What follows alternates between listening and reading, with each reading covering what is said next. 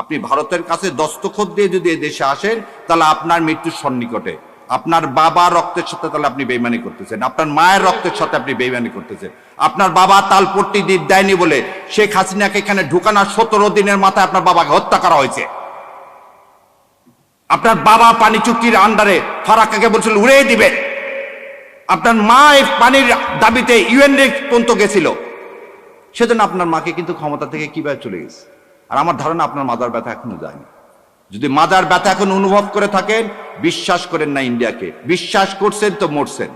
আপনার সন্তানের যেদিন জানাজা বা দাফন হবে, সেদিন আপনি সাংস্কৃতিক অনুষ্ঠান উপভোগ করতে পারেন? একজন সাংবাদিক তিনি চ্যানেল 24-এ বললেন কি, আমি সাংস্কৃতিক অনুষ্ঠান উপভোগ করছিলাম, যখন শুনলাম প্রথম আলো এবং ডেইলি স্টারে আগুন দেওয়া হয়েছে, আমার গা শিহরিত হয়ে উঠল। আমি তাদেরকে বলতে চাই, আপনার সন্তানের চেয়ে ওই বিল্ডিং এর মূল্য আপনার কাছে বেশি। এই ভারতীয় আধিপত্যবাদ বন্ধ করেন, এই নাটক বন্ধ করেন। আপনি 2.5 ঘন্টা পরে এসে কিভাবে দাউ দাউ করে একটা বিল্ডিং জ্বলতেছে 4 তলা পর্যন্ত, তার মধ্যে ঢোকেন কিভাবে? তাহলে আপনি জানেন কারা আগুন দিয়েছে? আগুনের সহযোগী আপনি, নাহলে আপনি এই বিল্ডিং এ ঢুকলেন কিভাবে 2.5 ঘন্টা পর? কত বড় মিথ্যাচার যে সেদিন নাকি ফায়ার ব্রিগেডকে ঢুকতে দেওয়া হয়নি, তাহলে আপনাকে ঢুকতে দিল কিভাবে? আবার এর সাথে আপনি লিঙ্ক করেন কি দাড়ি টুপি। আপনাদের লজ্জা হয় না? যাত্রাবাড়িতে দেখেন, যাত্রা আপনি একটা জিনিস বলেন, শিরাটনে সামনে বিআরটিসি বাসে গান পাউডার দিয়ে আগুন ধরে জীবিত মানুষগুলোকে পুড়ে মারল কে? আওয়ামী লীগ। এই যে এই গত 1 মাসে যত বাস পুরাইছে কে? আওয়ামী লীগ। বিহঙ্গ পরিবহনের বাস কে পুরাইছে? আওয়ামী লীগ। আওয়ামী লীগ আর রসারা পুরাপুরির কাজ কি করে? এবার আরো বলেন, আমার ভাই বলে গেল, শোনেন, বিডিআর হত্যাকাণ্ডের প্রথম 2 জনকে পুড়িয়ে মারা হয়েছিল। বিডিআর হত্যাকাণ্ড করে পিলখানায় প্রথম 2টা ডেড বডিকে পুড়িয়ে ফেলে দেওয়া হয়েছিল। আশুলিয়াতে পুলিশকে কে বুদ্ধি দিল এই ডেড বডিগুলোকে, আমার জুলাই যোদ্ধাদেরকে পুড়িয়ে ফেলার? এই একই কাজ আপনি আবার করলেন। পুড়িয়ে ফেলার রাজনীতি আমরা করি না। আমরা সবসময় বলি কি, হাদির কথাটাকে বলি, মৃত্যুর ফয়সাল আসমান জমিনে করে। সেই জন্য আমরা সবসময় বুক পেতে ঘুরে বেড়াচ্ছি। আমরা কাউকে মেরে কোনো ইস্যু তৈরি করতে চাই না। আর আপনার এই ইস্যুগুলো কেন? যখনই হাদির কি ছিল? হাদির একটা আহ্বান ছিল। কি আহ্বান? যে ভারতীয় আধিপত্যবাদ থেকে মুক্তি। সেটাকে এই নুরুল কবির সাহেব কি বলেন, উনি ধর্মভিত্তিক ধর্মভিত্তিক শাসন ব্যবস্থা কায়েম করতে চান। এটা তো আমার কর্তব্য, এই দেশে ইসলাম কায়েম করা। 90% দেশের যেখানে মুসলমান, সেই দেশে আপনার কিভাবে এইভাবে সাহস হয় বলা? আপনি একবারও তো বললেন না, যখন আওয়ামী লীগ এসে এই সংবিধান থেকে বিসমিল্লাহির রহমানির রহিম, আল্লাহর উপর পূর্ণ আস্থা ও বিশ্বাস এগুলো তুলে দিলেন, তখন মুখে কুলি পাটলেন। ও তার সমস্যা, প্রথম আলোকে এই ভেঙে চুরে আগুন দিয়ে এটাকে কোনোভাবে সমর্থন করতেছি না, কিন্তু আবারও বলতেছি, এটা আপনারাই করালেন। এই নাটক করিয়ে আপনারা কি করতে চাচ্ছেন? হাদির মৃত্যুটাকে, হাদির এই যে আত্মত্যাগকে আপনারা সাবসার্ভিয়েন্ট করতে চাচ্ছেন। আমাদেরকে বোকা পাইছেন। এবার দ্বিতীয় কথা বলি, যদি ডেইলি স্টার এবং ভাঙ্গাটা অন্যায় হয়, তার বিচার করেন, কোনো সমস্যা নেই। তার আগে যে হাদির 7 দিন আগে গুলি লাগলো, 7 দিনেও ধরতে পারেন না। পুলিশ কি স্টেটমেন্ট দিচ্ছে, কোথায় আছে না আছে জানি না। আপনি 54-এ আপনি কিভাবে মানুষকে ধরতেছেন? আপনি তো কথা দিলেন, এই আইন উপদেষ্টাকে বলতেছি, আপনি 54-এ ধরতে পারেন, তাহলে আপনার ex-wife-কে ধরেন না কেন? না, শাওনের কথা বলিনি। সে মৃত্যুদণ্ড ঘোষণা করতেছে আমাদের, আপনার কানে ঢোকে না? বেঈমান কোথাকার! হাদির রক্তের সাথে বেঈমানি করে আপনি 54 প্রয়োগ করে আবার সেই কি করতেছেন? দাড়ি টুপি আলাদা ধরতেছেন।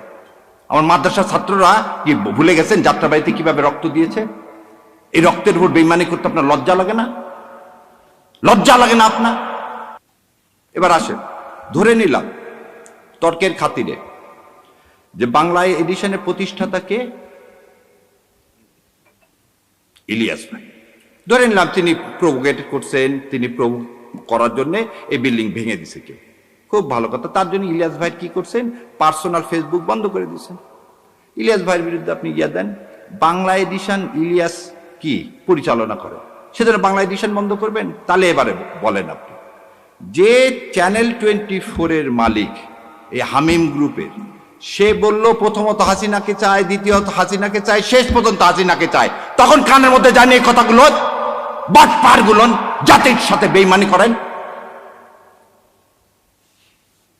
মজা দেখতে আসছেন না? আর কত রক্ত চান? লজ্জা লাগে না নিজের সন্তানদের এইভাবে বিলীন করে দিতে, দেশের সার্বভৌমত্ব বিলীন করে দিতে? তাহলে যখন যমুনা টিভিতে আমি প্রতিবাদ করলাম তখন খুব গায়ে লেগে গেল না, ফসকে লেগে গেল না? যমুনা টিভির মালিককে এখন এত কিছু করতে পারেন 54-এ, জাতীয় পার্টিকে নিষিদ্ধ করতে পারেন না।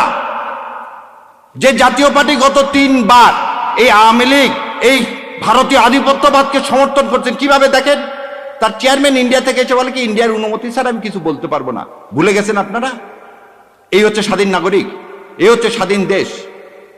আজকে বাংলাদেশের হাই কমিশন শিলিগুড়িতে আক্রান্ত, কলকাতায় আক্রান্ত, দিল্লিতে আক্রান্ত, বোম্বেতে আক্রান্ত। কোথায় আপনারা সাংবাদিকরা তো এই আক্রান্তের বিরুদ্ধে সম্মেলন ডাকতেছেন না? আজ আমার দেশ, আমার সার্বভৌমত্ব আক্রান্ত কার দ্বারা? ইন্ডিয়ার দ্বারা। আরো কত মিথ্যাচার। একটা শোনেন, জ্ঞান পাপী কাকে বলা হয়? যে জেনে শুনে মিথ্যা কথা বলে, যে জেনে শুনে মিথ্যা কথা বলে। মাহফুজ ইনাম সাহেব বললেন 53 বছরে কোনো প্রতিষ্ঠানে আগুন দেওয়া হয়নি। তাহলে উনি অন্ধ, নাহলে ওনার চশমা ছিল না যেদিন নয়াদিগন্তে আগুন দিচ্ছে 12 বছর আগে। তাহলে মিথ্যাচার, যা রক্তের মধ্যে মিথ্যাচার, মুনাফেক সে আমাকে মুনাফেক বলতেছে। এটা তো আপনাকে অ্যাডমিটেড প্রমাণ দেখালাম, হঠাৎ করে আপনাদের এত মাথার ব্যথা হলো কেন? জামাত ইসলাম ক্ষমতা আসবে কি আসবে না, ক্ষমতা যাওয়ার মালিক হচ্ছে আল্লাহ। আপনারা ক্ষমতা বলতেছেন বিএনপি চলে আসছে। গতকালকেও দেখি এই ওর নাম কি হলো, আমেরিকা থেকে বসে থেকে ঠিকানার উনি বলে দিলেন বিএনপি আসতেছে ক্ষমতায়, তাহলে এখন জামাতের কি হবে? আরে ভাই, বিএনপি যদি ক্ষমতায় আসে তাহলে ভোট টোট করার দরকার কি? দিয়ে দেন না, দিয়ে তো দিছেন, 1.5 বছরে তো দিছেন, 1.5 বছরে তো দিয়ে দিলেন। আর জাতির সাথে তামাশা করেন না। বলতেছি আপনাদেরকে বারবার, শেষ রক্তবিন্দু থাকা পর্যন্ত এই ভারতীয় আধিপত্যবাদের বিরুদ্ধে যুদ্ধ করে যাব ইনশাল্লাহ। আর এই ন্যারেটিভ আর প্রথম আলো আর ডেলি স্টারের এই ন্যারেটিভ আর ইনশাল্লাহ দেশে বাস্তবায়ন করতে দিব না। সেই জন্যই বলছি, দেখেন আপনাকে বলি, এই চ্যানেল আইতে যাওয়া আমি নিজে বন্ধ করে দিচ্ছি। কেন? যেদিন থেকে সোমাকে নিয়ে আসছে, যেখানে ভারতে আধিপত্যবাদ নিয়ে আসবেন আমাদের কণ্ঠ বন্ধ করবেন, করতে পারবেন না ইনশাল্লাহ। আল্লাহ আপনাদের কান পর্যন্ত পৌঁছায় দেওয়ার ব্যবস্থা করবে। কি হয়েছে আপনাদের টিভি আমরা বর্জন করলে? যেখানে যেখানে ভারতে আধিপত্যবাদ দেখি আমি সেখানে সেখানে যাওয়া বন্ধ করে দিচ্ছি। আমাদের কথা হচ্ছে আমাদের আদর্শের সাথে লড়তে হবে, এবং সেই আদর্শটা আমরা যে পুরাবো না। আমরা আমাদের কথা বলে দেবো, যেখানে পছন্দ হবে না ভাই সেখানে যাবো। আর পুরানার রাজনীতি করে ভারত, এবং ভারতের দালাল হচ্ছে প্রথম আলো। শোনেন, একটা জিনিস শেষ করে দিচ্ছি, যার শত্রু ভারত তার আর কোনো শত্রুর দরকার নাই। যার শত্রু ভারত তার আর শত্রুর দরকার নাই। আর যার বন্ধু ভারত তার আর মৃত্যুর বেশি দিন নাই। তাই আমি জানি না আমার বিএনপির ভাইরা এই আনন্দবাজার পত্রিকার তারা বিবৃতি দিয়ে জানাবেন। যদি বিবৃতি দিয়ে না জানান, আপনাদের মাধ্যমে জাতির কাছে বলে যাচ্ছি, বিএনপির তার মৃত্যু সন্নিকটে, যদি ওই তথ্য সত্য হয়। আপনি ভারতের কাছে দস্তখত দিয়ে যদি এই দেশে আসেন, তাহলে আপনার মৃত্যুর সন্নিকটে। আপনার বাবার রক্তের সাথে তাহলে আপনি বেইমানি করতেছেন, আপনার মায়ের রক্তের সাথে আপনি বেইমানি করতেছেন। আপনার বাবা তালপট্টি দিয়ে দেয়নি বলে শেখ হাসিনাকে এখানে ঢুকানোর 17 দিনের মাথায় আপনার বাবাকে হত্যা করা হয়েছে। আপনার বাবা পানি চুক্তির আন্ডারে ফারাক্কাকে বলছিল উড়িয়ে দিবে। আপনার মা এই পানির দাবিতে ইউএন পর্যন্ত গেছিল, সেজন্য আপনার মাকে কিন্তু ক্ষমতা থেকে কিভাবে চলে গেছে। আর আমার ধারণা আপনার মাজার ব্যথা এখনো যায়নি। যদি মাজার ব্যথা এখন অনুভব করে থাকেন, বিশ্বাস করেন না ইন্ডিয়াকে, বিশ্বাস করছেন তো মরছেন।